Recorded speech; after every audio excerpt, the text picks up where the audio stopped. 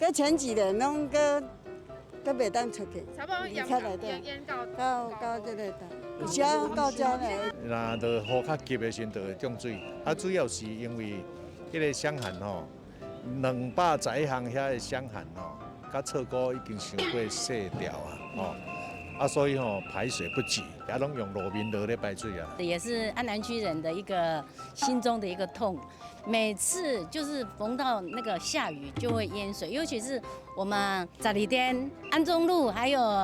原店里、总头里、长安里这边逢水必淹啊。每一次因为看到下雨一样，我们就非常担心。如果这个河道能够改善，全部到我们那个宫崎里那边的话，那这个桥面如果它是加宽加大嘛，所以未来包括我们本渊寮这边，这每次下雨这个地方都是积水的，所以这个10号桥如果能够完成的话，真的是能够带动这个部分的一个淹水问题。掌握市政3分钟，台南进步向前冲。欢迎收看《市政3分钟》，我是林依婷。今年因为降雨量不多，市区也鲜少传出淹水的灾情，市府也把握时间启动曾文溪排水整治工程，降低未来可能淹水的情形，保护市民朋友的生命财产安全。曾文溪第10号桥因桥墩过低，每逢大雨常因为排水不及导致淹水灾情，市府争取水利署预算，将进行曾文溪第10号桥改建工程，提高整体断面，提升曾文溪排水防洪能力，预计111年会完工。现在就让我们来听听公务局长怎么说吧。大家好，我是台南市政府公务局局长苏金安。今天我们曾文溪排水10号桥，动工。10号桥的排水是在安中路附近，把这个桥呢拓宽到50公尺宽。那本来呢，它的通水断面大概只有不到10公尺。那我们拓宽了50公尺以后，再加上它的高度呢，我们把它提高了1.28公尺，算出来呢，大概它的这个排水容量呢，比以前增加了6倍。这样的话，我们整个曾文溪排水就可以去除这个瓶颈，让这附近地区大概12店元溪里这附近的排水呢，可以解除像以往呢一下雨那就积水的状况，也不会再有这种积水不退的这个情形。那这个案子呢，我们大概是1亿8200万，那水利署给我们补助呢1亿2000万，我们负责6000万。那从现在施工的话呢，我们预计在111年呢1月的话，我们大概就会完工。接下来请收看中嘉新闻。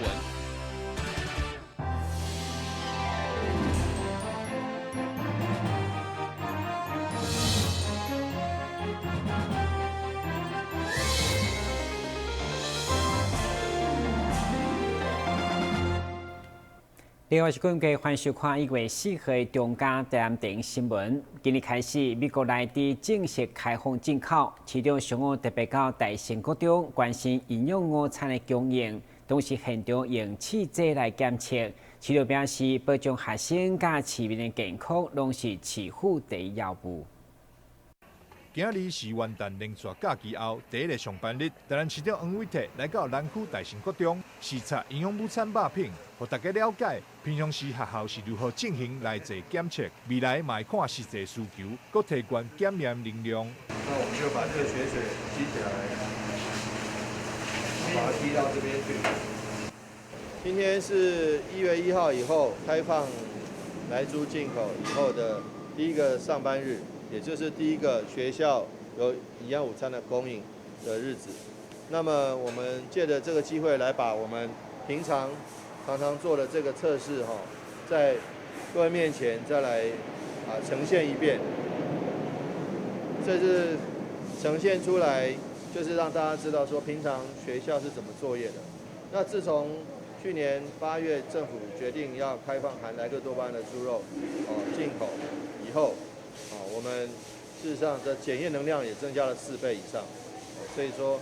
我们会在未来是实际上的情况的需要，再增加检验的能量。因为我们现在进口商也说不进口莱克多巴胺的猪肉，那贩卖场也说他不卖不是，他不是说不卖了，卖场也说他要把它分流，这本国的猪肉跟非本国的猪肉要分流。那团膳业者跟营养午餐业者也说，他们不购买含莱克多巴胺的猪肉。如果是这样子的话，事实上这莱克多巴胺的猪肉在台湾的消费市场里面，几乎是没有什么生存空间。那如果说大家还是有疑虑，说所谓的这个加工品的话，我们在加工厂那边也会再加强查验的能量。元旦起新发几项路，不论是生产猪肉，也则是加工猪肉制品，拢要清楚标示原料产地。台南市政府日前已经积极依法部署，辅导各式食品业者落实猪肉原产地标示，维护食品安全，而且市民会当安心采购。台南新闻张硕伟采访报道。议会第3届第6次临时会伫去年底才拄完成，但是今年度总有算案的遴审，不过因为只完成1度会，经过法定也需要2、3度会，所以议会4号下晡召开听委会，确定伫1月18到27开第7摆临时会。台南市议会伫去年12月25才拄开完第3届第6次的临时会，因为总有算案的法定程序未完成。因此，今年决定加开第7次的临时会。原本排定议事日程是1月8号到15，不过现场因为有程序委员意见无同，因此透过协困协商，最后确定是1月18到27召开。我们从定期会，然后到临时会，然后再加上现在我们又要再召开一个新的临时会，我觉得这样开会的时程太过密集，而且在于说。在于说定期会还有临时会的期间，有一些议员跟我们市府所要的一些资料，也并没有说来送到我们的手上，然后一些选民服务还有一些那个都也搁置在的时候呢，看是不是我们这次的临时会我建议是说就是延到。就是延到是18号、18号以后，再来做一个召开。延后的部分当然是有时间尽量开会，我相信大家拢愿意做安尼的工作啦。不过当然愈晚年的时阵，我相信大家工作愈多，尤其是有的时阵爱先去行村一个，有当时爱先去拜访一个，我相信咱大家议员工作拢非常的多。当然预算还未审了。咱规个市府要运用的时阵，一定会拄到真大的困难，所以个人是建议讲1月8号若是会当先开会，希望讲大家会当体谅一下。这段时间，咱市政府足侪工作，叫咱服务各地方议员民众服务案件，我应该借一个时间来整理一下再来开会，无干一直开，足侪案件拢无处理，我感觉这效率上不好。日期呢，就改为。18到27，那原则上，那我们的程序呢就照这样。那其中呢，包括我们的1月18号这个讨论事项，有第2、3读的议案，还有3读会，还有审查各项的提案。那原则上在26号、27号2个也是会务到位。这届的临时会除了要完成总有算案的2、3读会，另外市府阁送了7件总经费1420万的电付款案。加上来自进口地方自治条例深受违宪，程序委员要求针对来自进口要加开专案的报告。台南新闻林根采访报道。开将近19页，经过3年，但市长所推动的图书馆新总馆将会伫新的一档盛大启用，包括副总统赖清德等各界贵宾拢出席剪彩，共同见证台南阅读的新时代。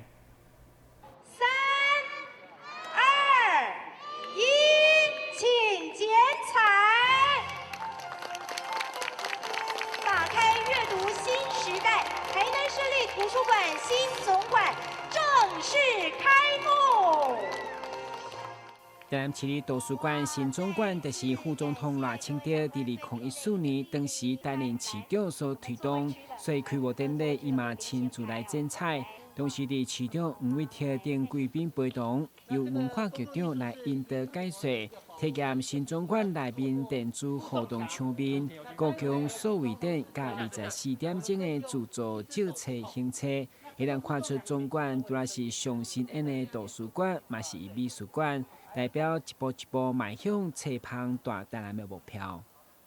这个新总图，我相信在台湾各地来评比起来，一定是数一数二的。那也因为有这么好的一个成果，而且预算不超标、不追加，啊如期如职完工，也树立了公共工程一个新典范。而且在位居永康的大桥从化区，更是一个非常非常重要的未来新兴都市发展的地区。所以我想，这个新总图已经抢占了这个未来炮校迁移之后的市政广场第一排了。所以我想，将来的发展一定是非常非常的盛况可期。但是我们现在将来盖是盖好了，接下来要养，我们也希望说它能够将来的自偿率能够提高，也就是说它能够依赖自己的这个运作经费，还有商业机制，能够来支应它的花费。那将来我想市立总图将来是会像我们美术馆一样，将来朝向自给自足的方向走。台南图书馆新总馆的建设一棒接一棒，已经成为台南文化新地标。开幕当天，客满济人潮来参加，嘛共同欣赏一系列精彩节目来庆祝新总馆诞生。台南新闻综合采访报道。中原路中的美容加流行造型科一直是该校历史悠久的扛棒。今年因为了验收毕业生的学习成果，特别举办发表会。特别的是，这摆 model 拢是由学校的老师来担任，和并且验收各校老师呈现出优美的一面。中原路中时尚造型科甲美容科学生，经过3档的学习，要将因伫学校所学全部拢展现出来。而且这次担任因美容造型的 model， 全部拢是学校的老师甲教官。会有这款安排，除了是对学校教学真有信心以外，另外嘛是希望让学生更加了解就业市场的真实状况。以往我们都是同学们对话，但是今年很特别的就是，让我们全体的教职员工接受学生的邀请。那通常同学们所实习的对象都是年轻貌美的同学，但是今天可是高难度的，我们的老师的年岁大概都是45岁以上，那这个就是也蛮符合现在的实际的需求。那结合我们现在有新娘的特色专班，那同学们结合了1、2年级的美肤、美发、彩妆的课程，到了2、3年级的彩妆设计整体造型的运用。那今天这样的课程完全是由同学们他们自发去邀请老师。那我们还有另外一场是男生新郎。我们知道新娘秘书其实她是包山包海，除了新娘之外什么都要会。那今天就是让同学们去了解这个行业，同学们要学习到的非常的多。对着学生的手艺，老师拢感觉到相当的满意。感觉又回到结婚的时候，然后觉得还蛮有趣、蛮新鲜的这样子。对。那你觉得说学生他们的手艺怎么样？我觉得还不错，对，因为有事先练习过，对，然后觉得加上老师有调整，我觉得整个手艺就今天可能是画得比较顺。我觉得这是一个非常不一样的体验，然后就是学生也很用心，然后把我打扮成这样，觉得很开心。对。那你觉得学生他们的手艺？就是一次一次都有在进步，我觉得非常感动。学生还蛮厉害的，因为他结合彩妆跟彩绘，然后我头上的这个包包啊，上面的那个饰品，其实是学生用铜线手工织起来，我觉得他们真的非常的用心。学生在时间内完成新娘造型，对着家己的作品除了满意以外，也为3档学习交出一张相当水气的成绩单。台南新闻张硕伟采访报道。先新闻节马上登来新闻现场。说到台南，你想到什么呢？是美食、古迹，还是丰富的人文景深呢？请跟着我们的脚步，欣赏百工百业专家阅览多样的人文风采，一同开辟阅读新飞页。敬请锁定每晚8点半第3公用频道。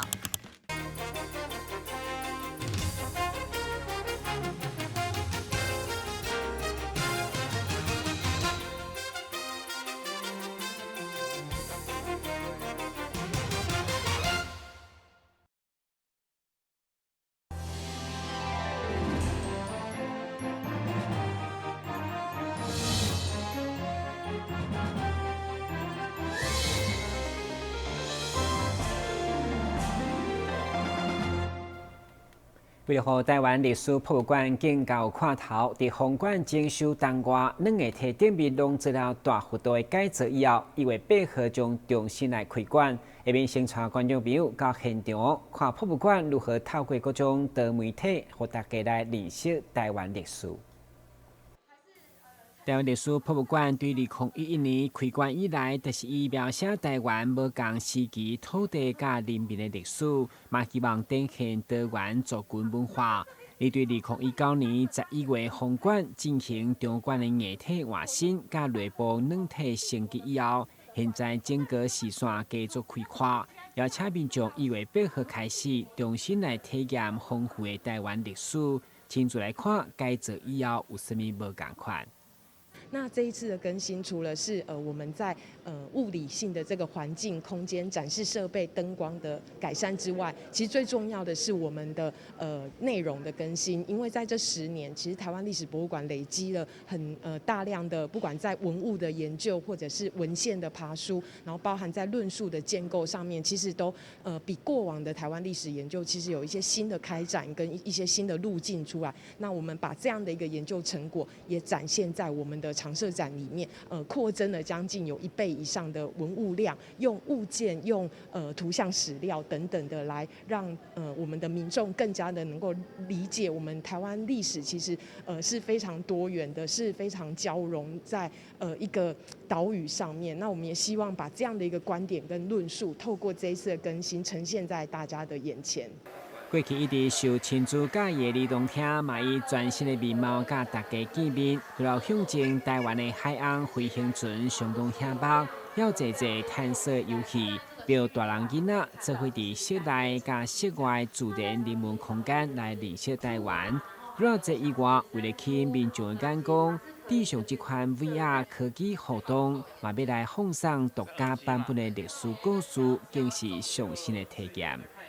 在做结合的过程中，会发现里面很多，就是我们会把史料放进去，然后也把史料变得比较影像化，让它变得比较生动有趣。可是其实我们在做的过程中会发现，我们知道史料其实是一种比较，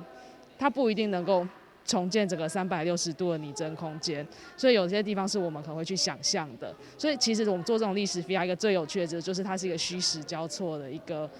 个状态。一般讲历史总是互人感觉较硬邦邦，容易拄久。不过现在历史博物馆加入多媒体科技的体验，用看的、用听的，嘛规划用网的展览品，也有通耍。希望打造一座属于全体台湾人的博物馆。台南新闻军及何乔邦采访报道。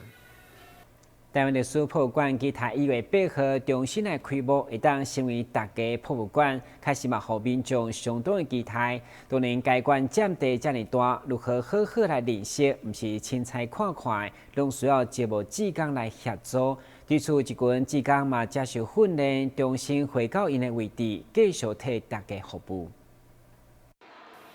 来到历史博物馆空快展览厅，若无人带，起来是倒立，真容易错过，嘛抓无重点。只是询问接受过专业教育训练的志工朋友，就是你真好的选择。据了解，目前馆内总共招募274位志工，真侪拢是退休的人士，继续发挥热情来服务大家，会让看出因对台湾这片土地热爱。当然，有社会人士认为，伫遮学历史甲人际互动是真难得的经验。我原底伫公部门嘛，中西区公所，在民政课嘛，民政课，然后我拢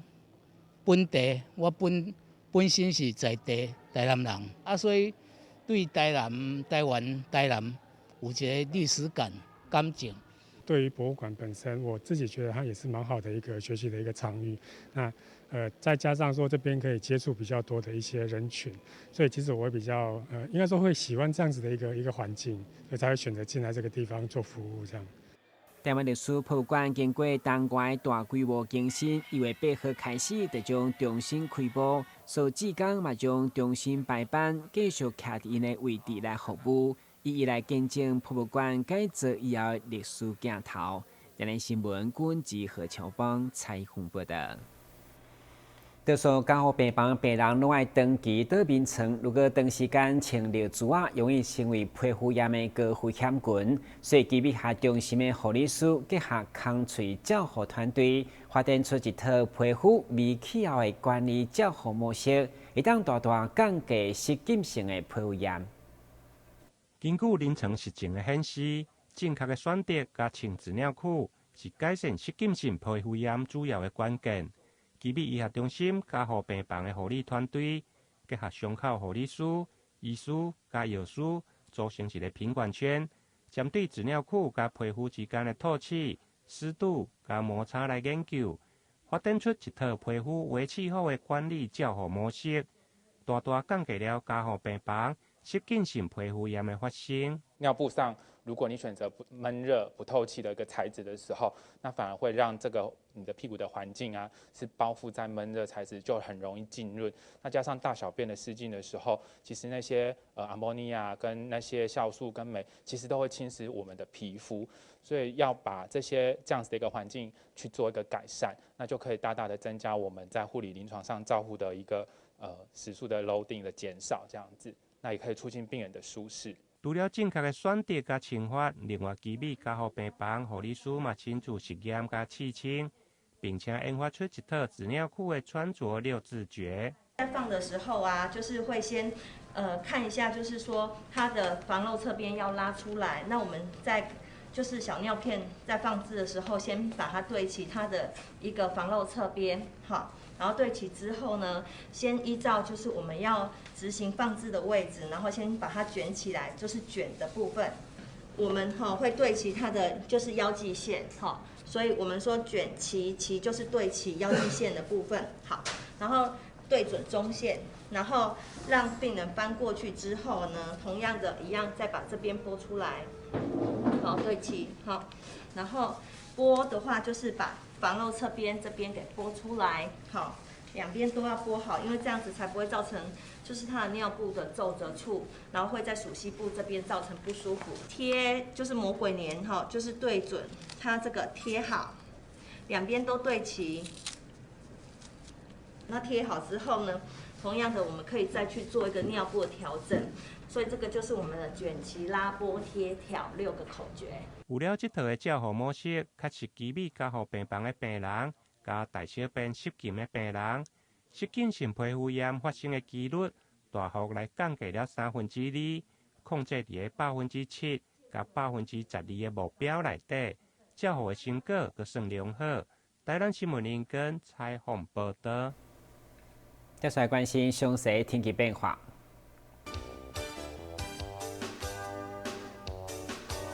明仔是这份天气，温度17度到23度，白落雨，海面平均风力5级到6级，上大阵风8级。感谢收看1月4号中嘉台南电视新闻，咱再会。